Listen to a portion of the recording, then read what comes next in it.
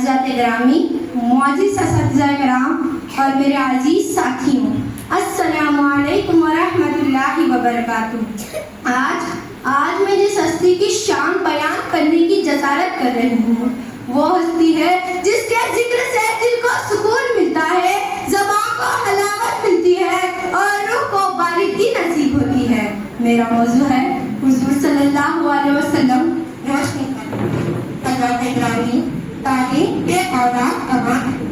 کہ کبھی حد کی تزویر جنگوں حالت جبر میں تھی، قبائل کے درمیان خونیں تھی جنگیں، طاقتوروں کا جبر، کمزور کی فریاد پر کوئی کان نہ دھرتا، عورت کو ذلت کی نگاہ سے دیکھا جاتا، یتیم کو سہارا دینے والا کوئی نہ ہوتا۔ ایسے حال میں تیرا بتار میں ایک نور نمودار ہوا، ایک چراغ روشن ہوا، ایک مینار نکل دیا بلند ہوا، وہ مینار کوئی اور نہیں، میرے اور آپ کے نبی حضرت محمد مصطفیٰ صلی اللہ علیہ وسلم کی ذات اقدس ہے۔ صدر وقار آپ صلی اللہ علیہ وسلم نے انسان کو